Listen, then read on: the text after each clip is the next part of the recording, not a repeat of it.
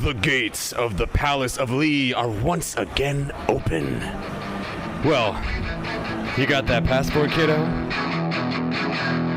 Gwen Stacy! Gwen Stacy! Gwen Stacy!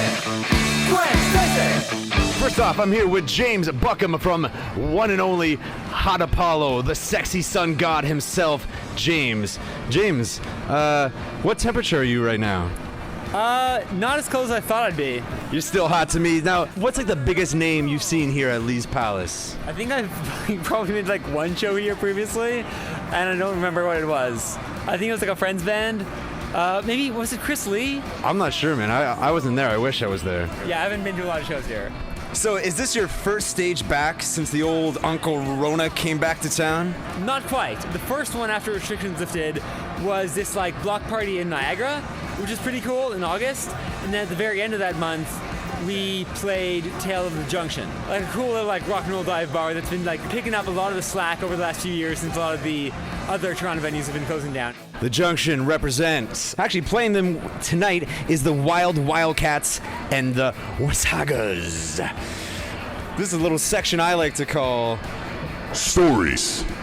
Origin stories. When, where, how, why did HotApollo come together?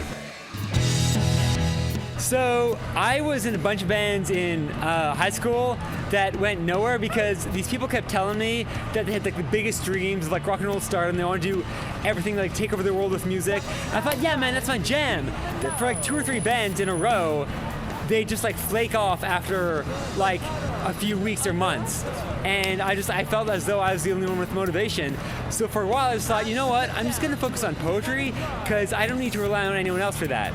But then after a while I realized, you know what, no, I really need to be doing my thing with electric guitar, front of the stage. I'm just gonna have to like persevere and find people who can vibe with that.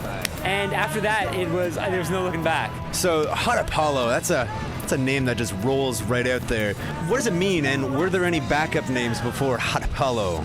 All right, so story of the name. One of those bands I mentioned, with one of those dudes who came up to me and gave me that whole manifesto, he was a big fan of like beat poetry. He said, I'm never gonna use this if I'm ever a solo act, because my name's Heart Needles, and if I ever start my own band, it's gonna be called Heart Needles and the Love Darts. But I think HotApollo would be a good name. It's from an Allen Ginsberg poem about orgies, actually. Yeah. That was close. When I first started the band, after that, we were going to be called the Body Electric, but then we thought, no, I think there's another Toronto band called that, so let's use HotApollo. I'm going to call my friend Heart Needles and say, hey, babe, is that name still free? And he said, yeah, take it with my blessing, but if anyone ever asks you where you got it from, just tell them it's from me. Plan B is fate once again. Always go with Plan B. But so you said that you write the lyrics, right? Yeah, every word. So tell me, what's the meaning behind bare arms? Bare arms! It's a bare arm weather. Babe, that's what I'm telling you true. Bare arms! That is a song about wearing the least amount of clothing possible while the weather suits it.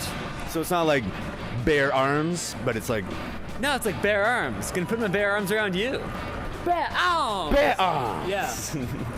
Now, so do the rest of the band wear the tights? No. Solidarity, man. But what inspired this outfit tonight here? I just like, I only really buy clothes that jump out at me. So everything... Yeah, man, you do a spin for us. Yeah. Beautiful. Yeah, so everything I own basically looks like this. Everything I own basically is very flamboyant, flashy, you know? Well, if this is flamboyant and flashy, what are you going to wear for Halloween this year then? That's the trick, isn't it? I like dressing up as myself too much to dress up as something else. So that's the problem. People always ask me what my costume is, and I'm not wearing one. It's not a costume. Yeah. This is a uniform.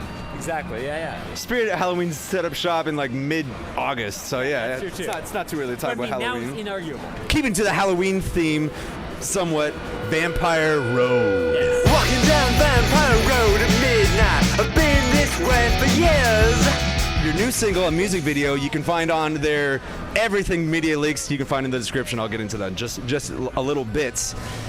Where was it filmed? Necropolis, like right by like Castlefranc Station. It's a cool little place. It was funny. Sexy. Yeah.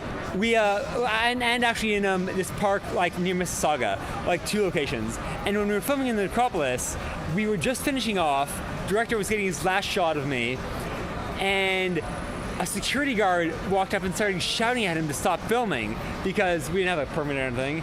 Just doing like guerrilla style. Dude, I was afraid because like the director was like very jittery, you know, like very nervous sometimes. And I thought he was like gonna like stop the shot. No, he kept rolling. I kept singing right till the end. And then we got up and like dealt with the security guard, who actually turned out to be a good dude. He saw the director's Misfits shirt, and they started bonding over their shared love of like 80s punk classics. Vampire Road, exclusive story.